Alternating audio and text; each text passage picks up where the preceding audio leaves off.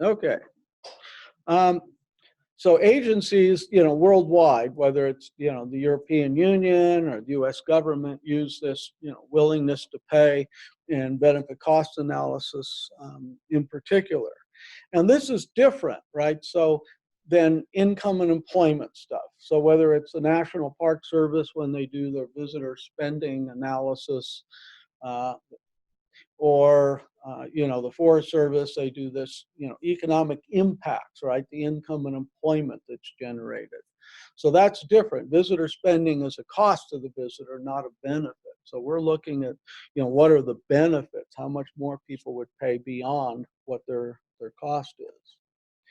So how do we measure these things, right? So all these techniques that we're talking about up there measure willingness to pay. Some of it's based on actual behavior. So house price differentials, right? I mean, that's an intuitive one in the sense that, if you have your house on a really nice stream or a lake with good water quality, it sells for more, the one that's got, algae all over it. So, people reveal. The idea is this hedonic property method. It's just a house price differential. And real estate agents and appraisers know this, right? I mean, when you see ads in the paper, right, it's got a view of the mountains, it's away from traffic, as I say, if it's on where we are, if it's on the Roaring Fork River, and, as I say, it sells for more. The travel cost method, again, is another important name. It uses the variation in people's travel costs to trace out a demand curve, and from the demand curve, calculate the willingness to pay. So we don't actually use the amount they spend as a direct measure. What we do is, look at variations in the amount they spend to infer how much more people would spend. So those two are, sort of rooted in actual behavior. But there's a lot of cases where we have to rely on what we call stated preferences, or what people say they would pay. We have to, and I'll show you with the Klamath Dam removal, we have to actually simulate a market, or in some cases, simulate a voter referendum. So I just read in the paper this morning that Bozeman has another open space referendum coming up. So the idea is that, those are credible, right? School bond issues are credible referenda that people have. And I always kid people, in Colorado, we don't waste our lottery money on higher education. We buy land. And that land that the lottery funds generate gets matched by local and city and county sales taxes. So we vote on those things. So again, what we're going to do is have a simulated voter referendum in many cases. And as I say, I'll illustrate that with the Klamath Dam removal. So one of the methods is the contingent valuation method, which was used for the Exxon Valdez oil spill. It was used recently for the assessing damages on the British petroleum spill with the Deepwater Horizon in the Gulf of Mexico. And again, they got it, use values, non-use values, and so forth. And then borrowing from the business side, the basically market research, this conjoint choice experiment basically looks at attribute values. And I'll give you an example of that. Now, lastly, for a lot of small stream restoration projects, basically, this benefit transfer is sort of a back of the envelope approach. As Rich knows, sometimes it's the back of a very big envelope.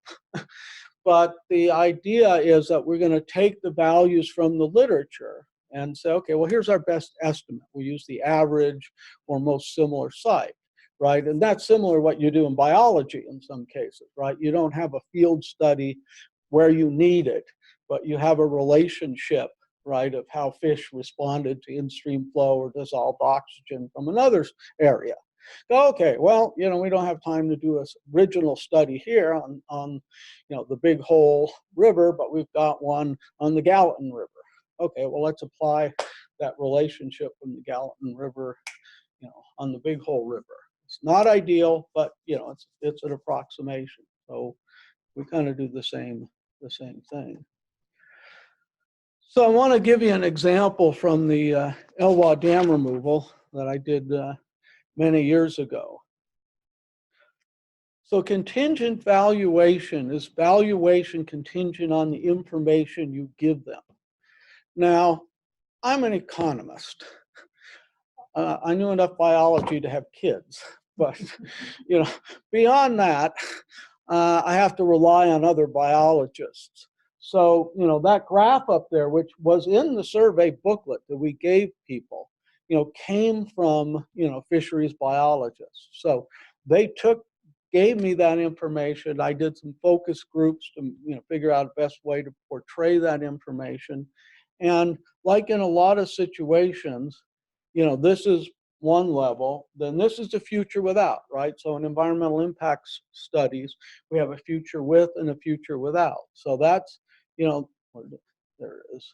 That's sort of the future without. If you don't pay your money, that's what you get. If you do pay, we're going to do the dam removal and here's what you get. So, people like to criticize these willingness to pay surveys and, it's like, what would you pay to protect, endangered species? Well, we never ask a question like that.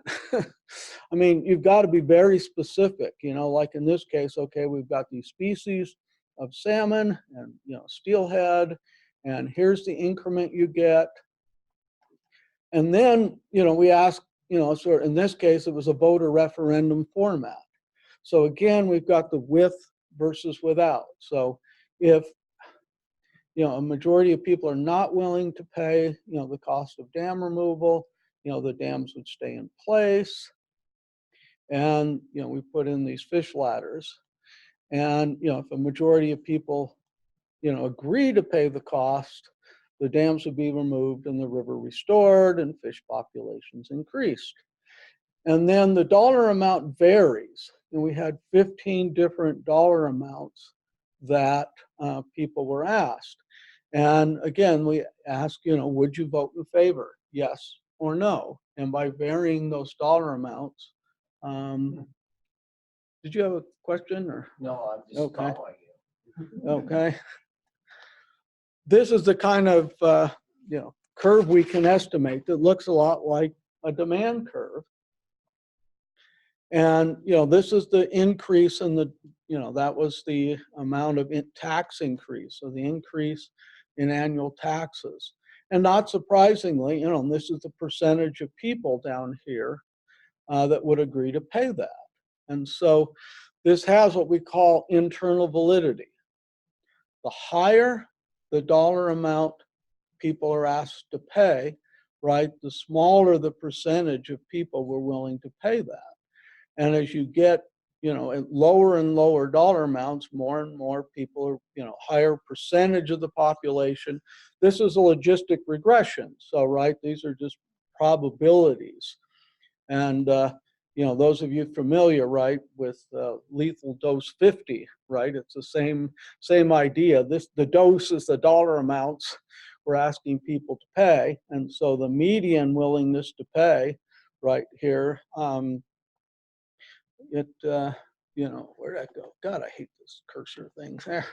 So somewhere about here, right, the graph and the dollar amounts don't exactly match, but the median willingness to pay was $64. So 50%, basically half the people would vote in favor, half would vote against. And those are the dollars per household. The mean willingness to pay is the area under that logistic regression. And when you run this, it's basically a kind of a stimulus response model, right? The dollar amount is the stimulus and the response is whether they'd vote in favor of it or not. And the coefficient is negative and statistically significant, which again, this isn't everybody in favor of saving the whales, raise your hand, right? There's a cost. These are economic surveys, they're not public opinion surveys. So, we have some confidence in the result, that we get from these studies. And even though it's, relatively small dollar amounts per household, when you scale it up over the number of households in the state of Washington, for example, it's a, substantial amount of money. So here's an example of a choice experiment. This was done by Rob Johnston back at University of Rhode Island on the Patuxent River, which is, out east somewhere out there. You could probably tell me where the Patuxent River is. It's Maryland area. Huh? I think you're right. Okay. He's erased all his files from back east. So anyway, the idea here is there's different attributes. So you figure out through focus groups, what are the, things that matter to people. And, then you try and figure out, okay, what's a way to explain this in a very simplistic. And the other part of the survey, right, it had a sentence or two explanation on each one of these. And then, there's a dollar cost. And again, this is, no restoration, so the current situation, and, there's no increase in taxes. And then they have two restoration projects, and then they have different levels of improvement, and, across these. And then these are varied, as I say, across, the sample, both the dollar amounts and the level of the attributes. And then people, again, vote for one of these. So this is another way of getting the individual values for each attribute. So that's very informative in restoration. Okay, well, what's the, biggest bang for the buck, or what do people want? Now, preferences, and I'll mention this at the end, economics is only one input to the decision. I'm glad I don't live in a society run by economists. I mean, there's lots of things that don't make economic sense, right? Having kids, they don't pencil out, but we have them anyway, right? There's non-economic, factors that go into every decision. And so, this is one input into the decision, but, there's lots of other ones. And, as I say, on the Missouri River Recovery Program, it's, endangered species. The Upper Colorado Recovery Program, it's endangered species. So what do they find, not just in this study, but in others? So, for example, in this Patuxent River, what's the additional benefit of providing public access, right? So that's an issue in a lot of natural resource, whether it's open space, should we get an easement or should we buy it, right? I mean, if you have an easement, you may not get public access.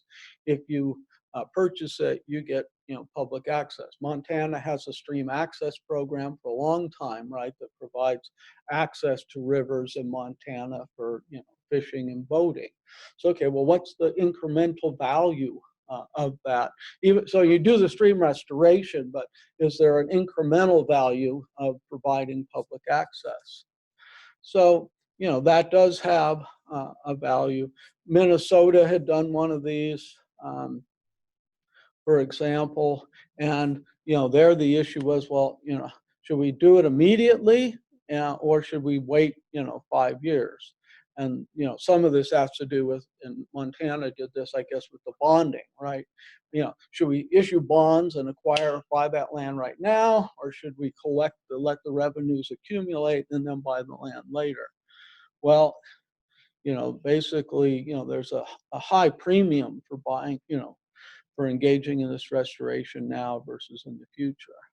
And then in this study on the Danube River, they looked at, the baseline was poor water quality, and then the idea is going from poor to good versus poor to very good.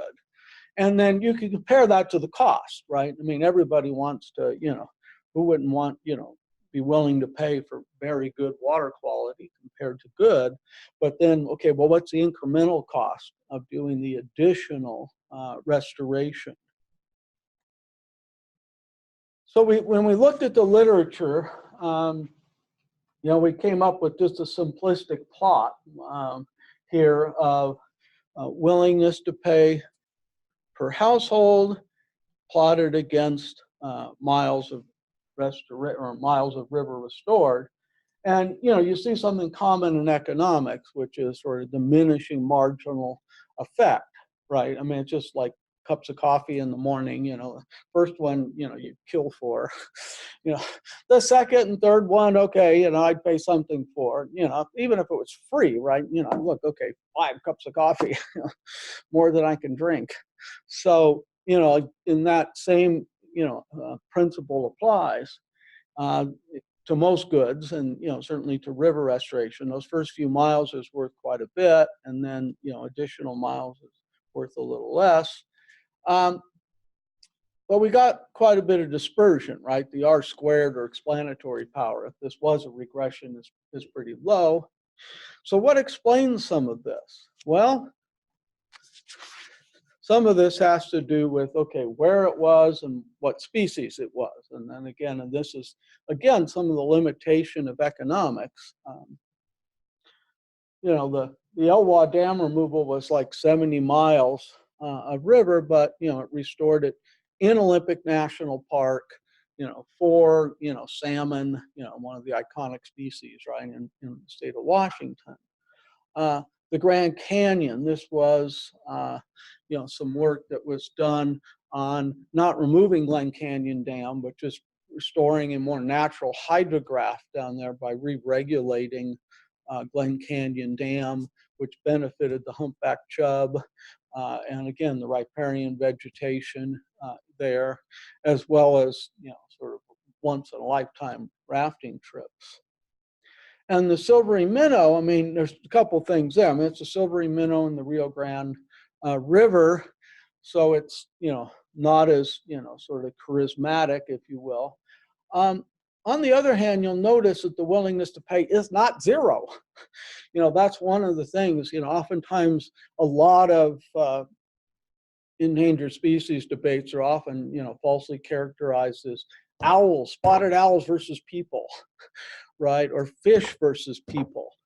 Well, part of the reason to do this is to show, look, people care about these things. And, it's not just, again, in the public opinion poll, the idea is that, look, they'd be willing to pay money to cover either, opportunity costs, restoration costs.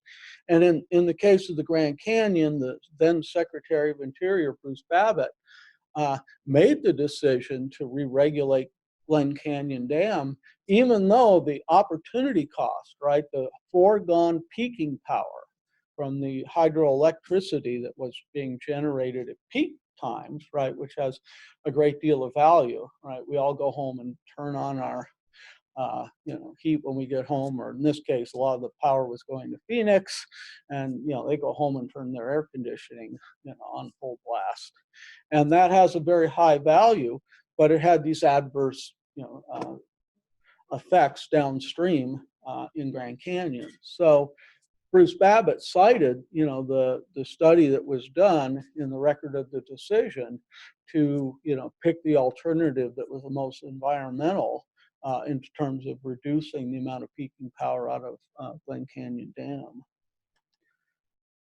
So we then, in the study that John Bergstrom and I did, we looked at, and we borrowed this kind of 3 levels of roles in decision making, and we adapted it to river restoration decision making. So a common question I get, and I imagine you get, Rich, is, does anybody ever use these valuation studies?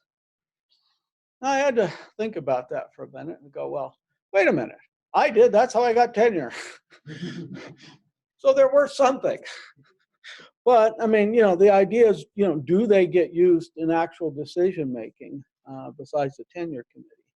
So, this other person that we borrowed their framework from, came up with these 3 categories. So decisive, that the information, the valuation information, had a significant impact on the decision making, either in the go, no-go decision, for example, or used to justify the decision. Then there's, sort of the technical side. Okay, well, right? There's often a lot of alternatives in terms of restoration. How much, how aggressive to do it, for example. And then it's sort of informational. And again, in some cases, you'll often see a lot of environmental natural resource debates being, it's uneconomic, to do whatever, right? Take land off the, tax rolls and, put it into, open space or into a national park, or, that reducing in-stream flow, or I'm sorry, reducing diversions, and increasing in-stream flow, is sort of uneconomic. So informational is just saying, look, we often want to provide information to say, no, there's economic benefits to doing that. So what did we find? Well, only about 16% of the studies actually were used, had a real significant impact on decision making. For example, that Grand Canyon one, where it was used in the environmental impact statement and the record of decision, right? So if it was used and the Secretary of Interior cited it in the record of decision, that's pretty strong evidence, that information was used, for example. Only about 10% of the studies were used, actually to help determine, well, which restoration alternative or the degree or amount of restoration to do. And the vast, 3 out of 4 of the studies were basically to provide information that, look, this river restoration generates benefits to people. It's not just a, sort of biocentric, if you will, or ecocentric view. In fact, there are benefits. And again, that's the beauty of the sort of ecosystem services paradigm, is that, it says, look, there are a connection of these resources to people. So I kind of showed you the example of the Elwha Dam and how we did this. And again, this was to get at non-use values. And, in many cases, you do have to do these surveys because, the dam was in place, right? I worked on the Lower Snake River Dam Removal project, and we had to do a stated preference survey of people on their potential use of the 200 miles of river that would be opened up if you remove the 4 Snake River dams, right? You couldn't go out and survey people, okay, how many times do you go? Because it's all underwater with these 4 reservoirs. So, we did a survey there for the Corps of Engineers as well. But a couple examples is this one on the Elwha Dam. And, it was used to help sort of, justify removal of the dam. In other words, sometimes the decision makers like to have these things to sort of back up, right? I mean, they want to do these things, and having an economic study helps them, sort of justify that. As most of you in this room know, the dam was both the Elwha and Glines Dam was removed. Now, this one is a more recent one on the Klamath Dam Removal on the Klamath River.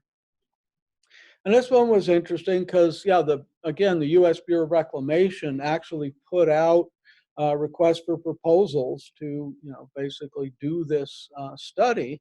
And it was a survey of households in the U.S. because, again, a lot of this, if you think about these, are federally endangered species. Right, that federal, right? That it's everybody. I always kid people. Did some training courses for the Forest Service. One of them here in Montana, and several around the country. And there's this sort of whatever county you're in. I mean, a lot of folks in the federal agencies have to deal with county commissioners or states, governors. And I always kid, they get a lot of pressure to manage, sort of for the locals. When I started my career in Moab, Utah with BLM, during the Sagebrush Rebellion, they told me BLM stood for Better Leave Moab. It was a very anti, sort of federal government. And it's like, no, this is called, national forest, national parks, national wildlife refuges. You take a national sort of viewpoint. And, that's why they did a survey in this Klamath Dam Removal, the whole, sort of U.S. And so, it was removing those dams to allow salmon to move upstream. and the information was, to be used in the benefit cost analysis. And, these, and you probably, a lot of people in this room have probably been following this more than I have as to where this is at. It's been on again, off again, on again, off again in terms of removing of the dams. So, there's been a fair number of these valuation studies done on river restoration over, the country. Most of them have focused on fisheries, been done in the US and Europe, but the techniques are, widely applicable. I mean, we did one in China on restoring one of the rivers out there, and kind of funny because I have yet to meet the authors. We did this all over, sort of email, and we had a couple papers, published out of it. So, I mean, the techniques have broad application, although they do need to be adapted to the local cultural context. We did two different approaches: a payment card approach, where people kind of circle the dollar amount they're willing to pay, and then the dichotomous choice that you saw, referendum. The referendum values were huge compared to the other approach, which was extremely unusual how big they were different. And then after doing some thinking and reading, it dawned on me, well, in China, when somebody comes to you from the university and asks you, well, how will you vote? The answer is yes. So everybody was agreeing to even, unusually large amounts relative to their income. So, once we adjusted for that, it was that helped. So the methods, can be used elsewhere in the world, but as I said, they need to be adapted. And the most common is the contingent value in these choice experiments. So those of you that are interested in this, there's the paper that I drew on. A lot of this is by John Bergstrom and myself, published in this Journal of Environmental Economics and Policy. And then there's a couple chapters in, Bob Young asked me to help do a second edition of his Economic Value of Water book. And so there's a couple chapters in there. And with that, I'll open it up to questions, and I'm going to grab a chair and sit down here. So.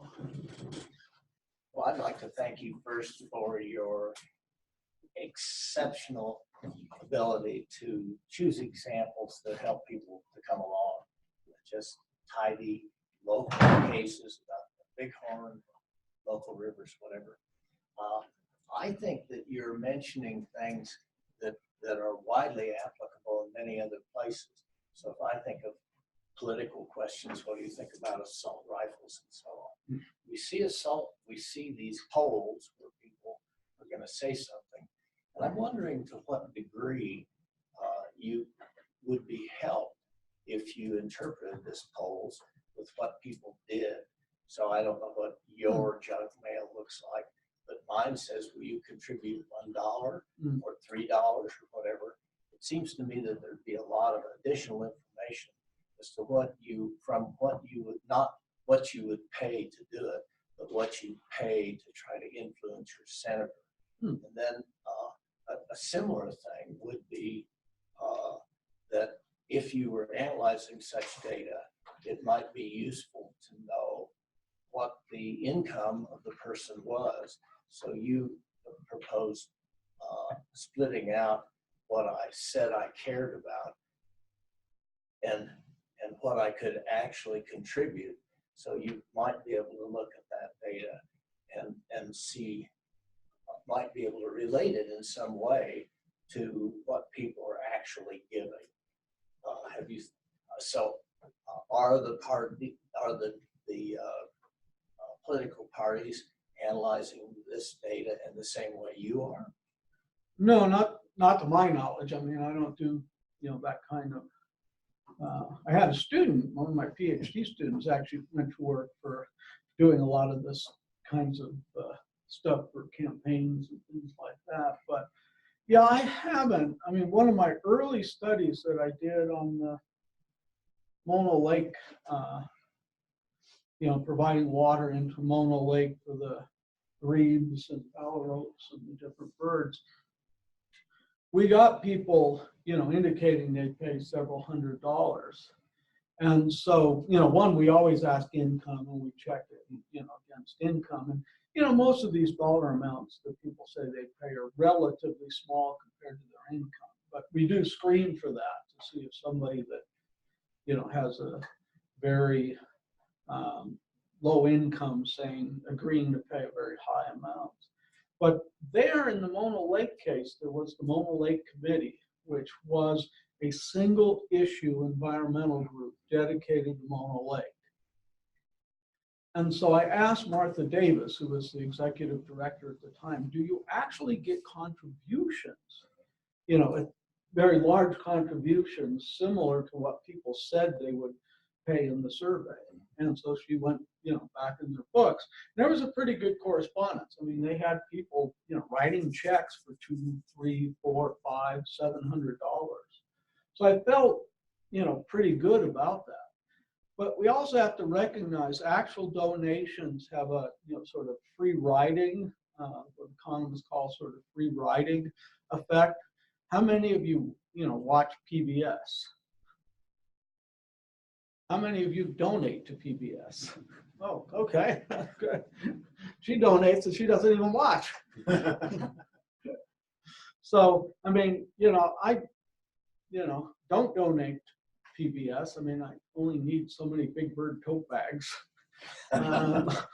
So, so there's a lot of people, right, that, I mean, a lot of this is, sort of public, what we call public goods, right, protecting these species and so forth. So people have looked at that, and I mean, I did for the Mono Lake because there was a single, single issue environmental group that matched my single issue survey. But, those are rare. I mean, looking at, some of these other ones, is a little tougher. So I don't know if you have anything to add, Rich. I think the point about the free riding is really a good one. That the fact that people aren't currently donating money doesn't mean they don't get value out of the ecosystem service. It's just people don't donate for everything they value. They're so You need right to work stuff.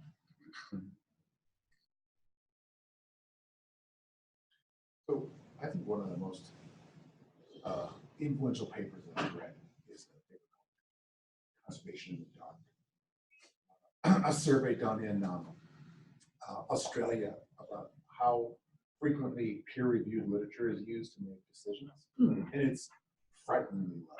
It's like less than 5%. This was across what disciplines? Some land use stuff in Australia.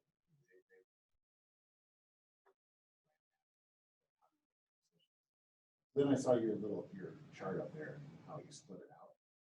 Is that like reports that you do for BLM, or are those from peer-reviewed articles? Because my thinking is that great literature has way more. Yeah, no, I mean, I think it included all this stuff. So to my knowledge, like there's been very few, I mean, a lot of it's environmental impact statements. So the Grand Canyon one, again, that study was commissioned as part of the NEPA, right, EIS process, and the study was referred to, and particularly, I mean, a lot of these, even if it eventually comes out in the peer-reviewed literature, right, there's quite a lag there. So you're right, the gray literature or the report commissioned by the Bureau of Reclamation or my LWA study or the Klamath Dam Removal, right? It's the study done for the agency that, is what, if anything's going to be relied on, it's that, right? Now, sometimes, particularly in the benefit transfer case, right? So where you use existing studies.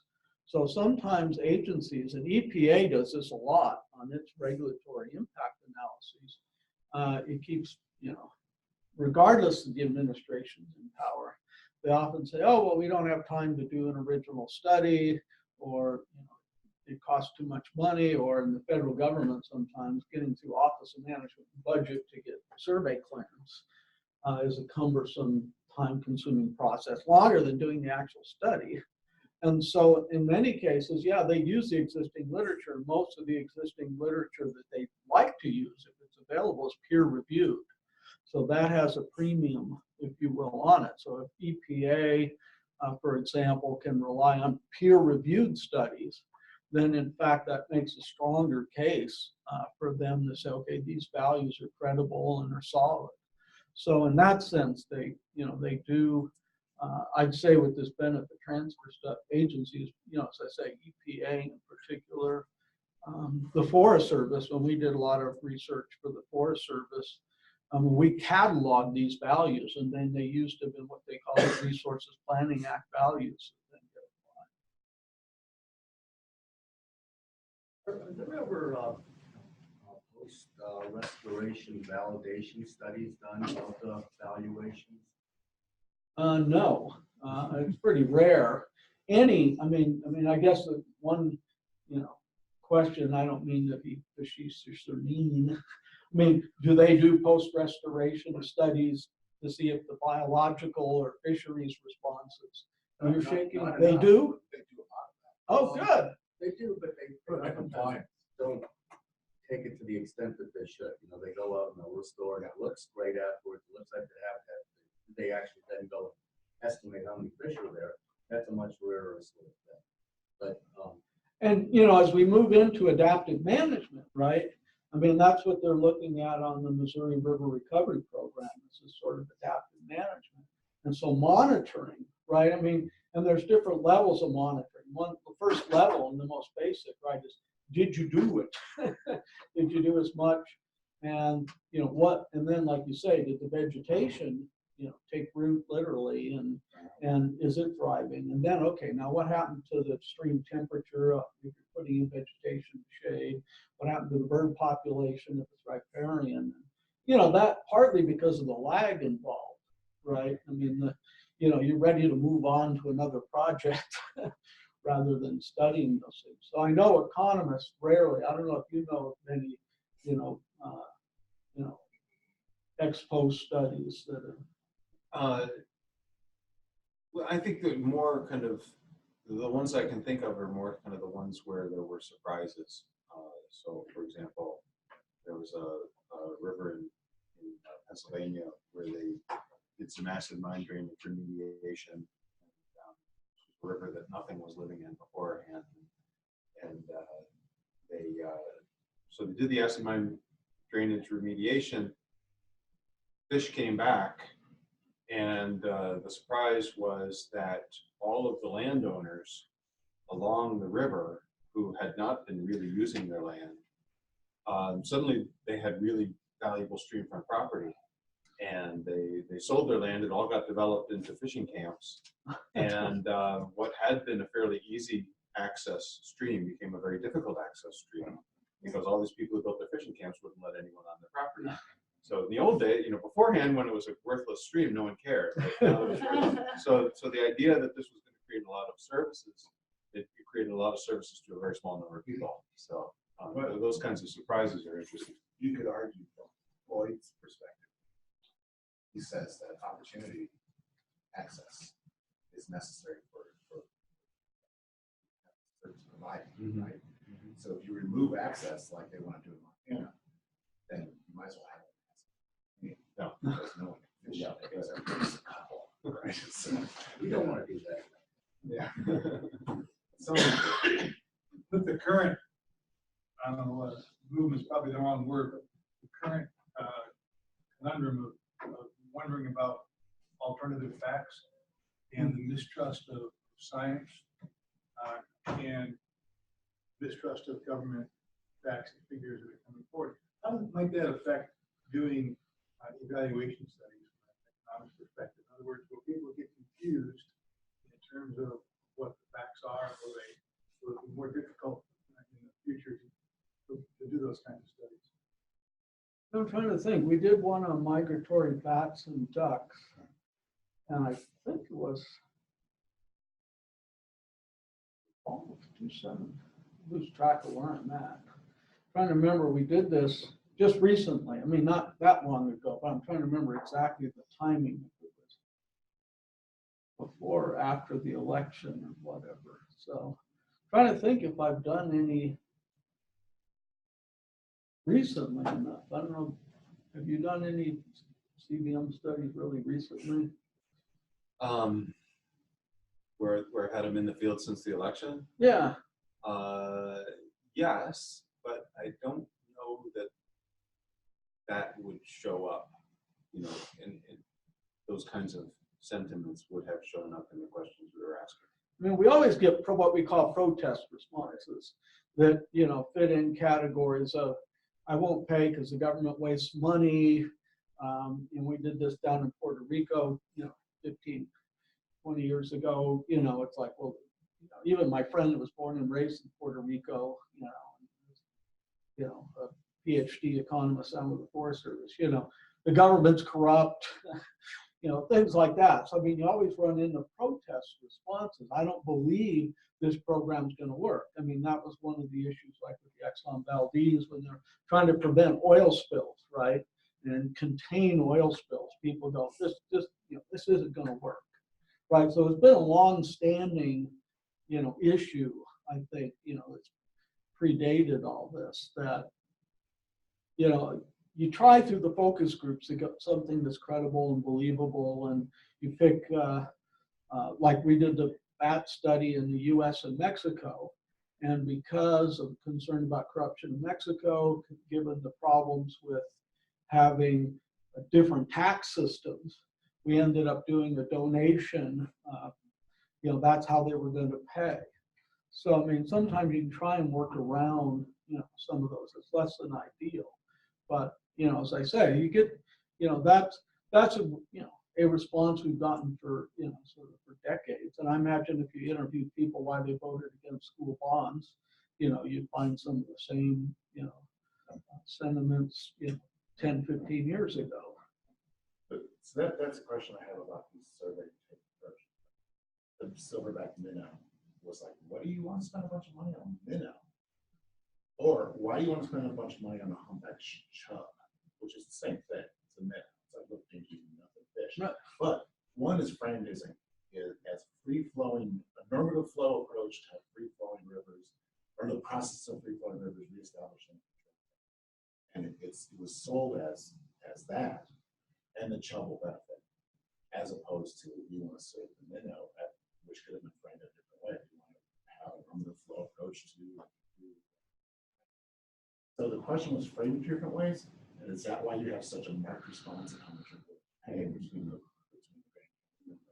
Well, I mean, you lay out all of it. I mean, you know, here's how we're going to do it, right? So you've got, you know, I mean, the in-stream flow was featured. You know, I'd have to go back and look at the individual survey. I mean, I didn't run that survey, but yeah, I mean, you focus broadly, right? So here's the means by which we're going to recover this species. You know, and that is increasing in-stream flow for this period of time, you know, by this amount and so forth. So you're right, there's what we would call a joint production, right? And I mean, that was the issue in the spotted owl case, right? It was old growth forest, right? Why was the spotted owl picked? Well, it was an indicator species for old growth forest. So, you know, part of this is, okay, you're right. I mean, you got to frame this as, you know, it's not just, well, you know, look, we could have these owls and, you know, raise them like they did the last 12 condors in captivity, right? You know, people are willing to pay more than just, okay, well, we'll double the condor population at, you know, some reserve or something, right? So you're right, and that's the point of the focus group. Now, I mean, so in the case of endangered species, some of it relates to critical habitat, right? So again, you know, there's this, you get both things, right? You get the critical habitat and you get the species. And so I think when we did a bunch of endangered fish and a lot of desert fish, you know, we actually showed a map of all the rivers and, you know, tried to explain some of that. But, you know, there's a balancing act, right? People aren't going to read a book. I think the work you did on the Platte River, Right. like that framed it in ecosystem function. Right. And that, I think, sells better.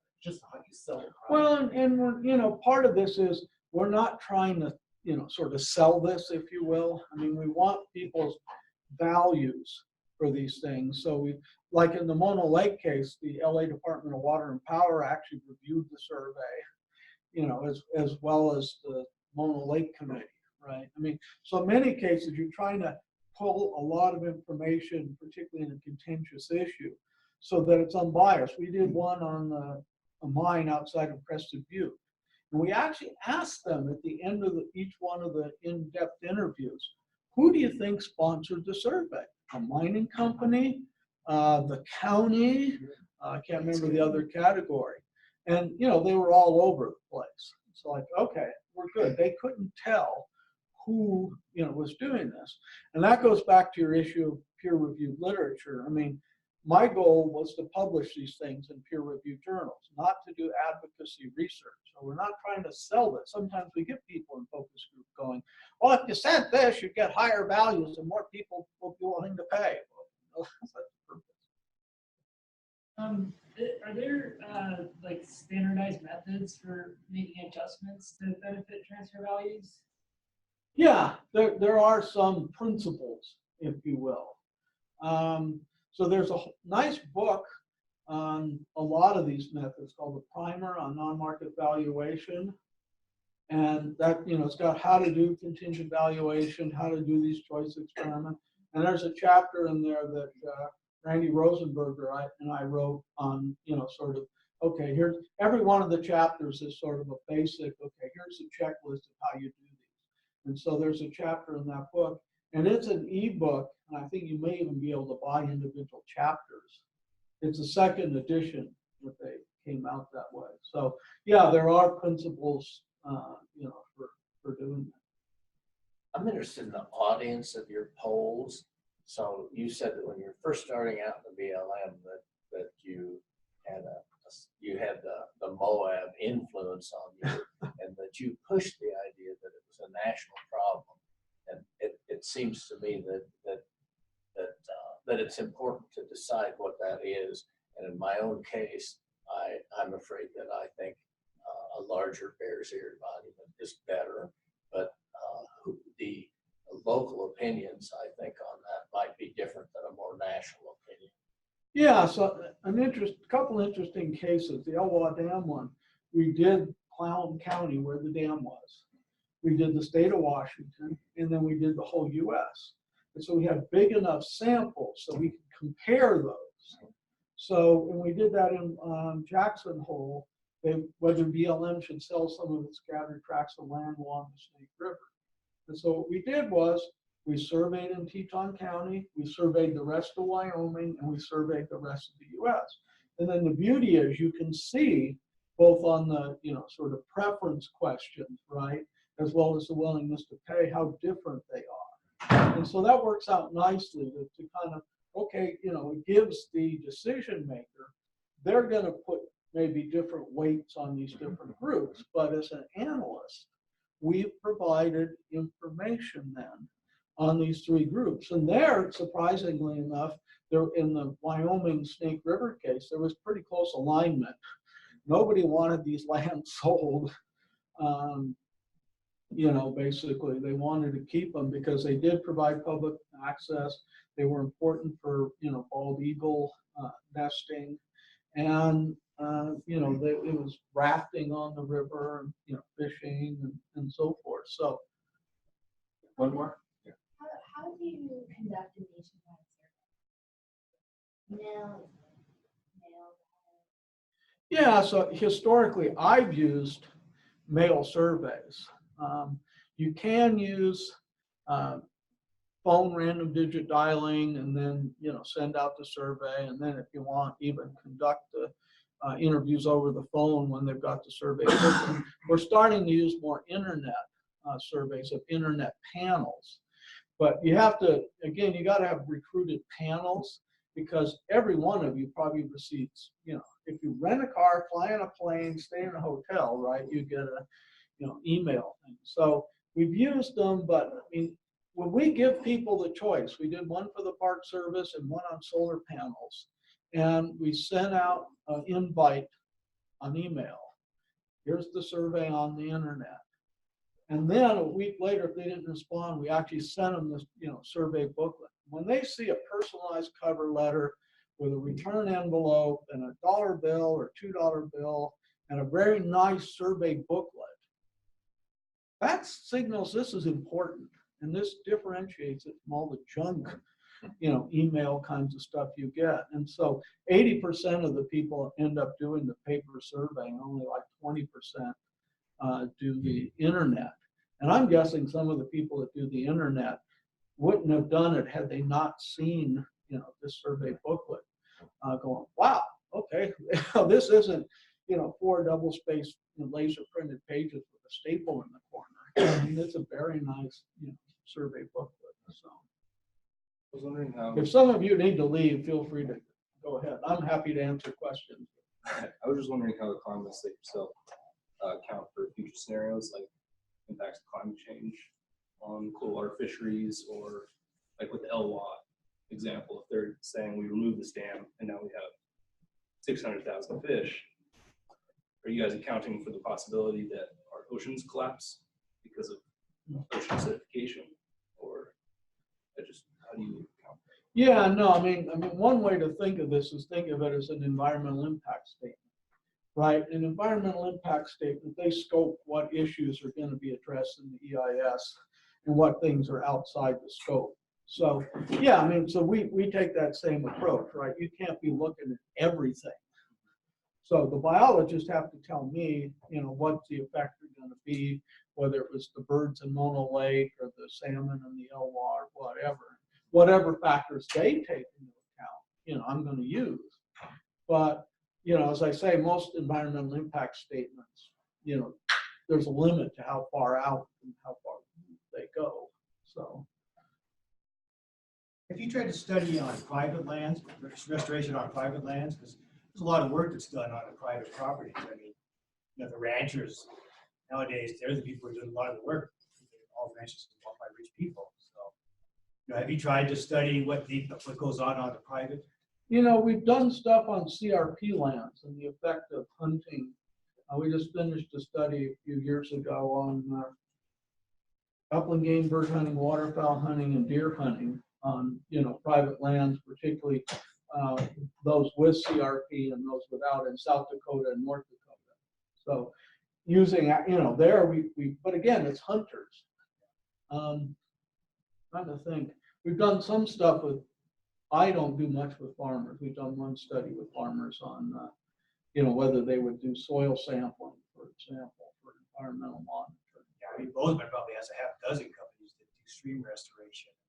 But most of it's probably private. Yeah, and I've read a lot about, I keep up a little bit on what's going on. But no, yeah, you certainly have small sample sizes. Okay. What do you think about invest?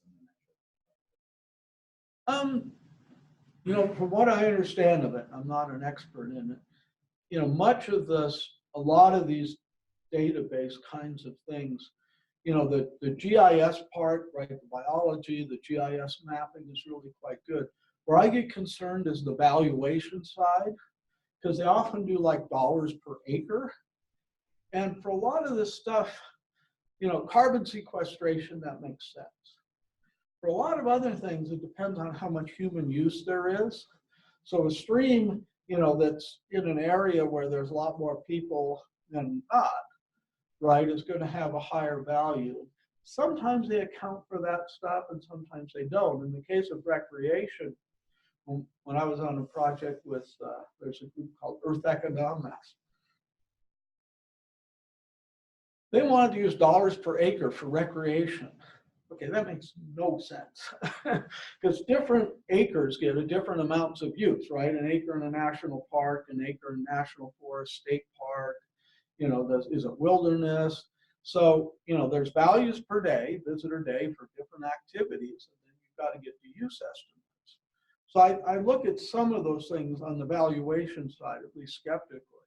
And I think, well, if we could do a better job on the valuation side, but those folks have, there's a lot of advances that they've been making. And, you know, as I say, I think, you know, eventually there'll be enough data maybe, you know, to do the valuation side. But right now I want to see inside the black box. Let's put it that way. Yeah, So GIS is good. yeah. All right, well, thank you very much, John. You bet.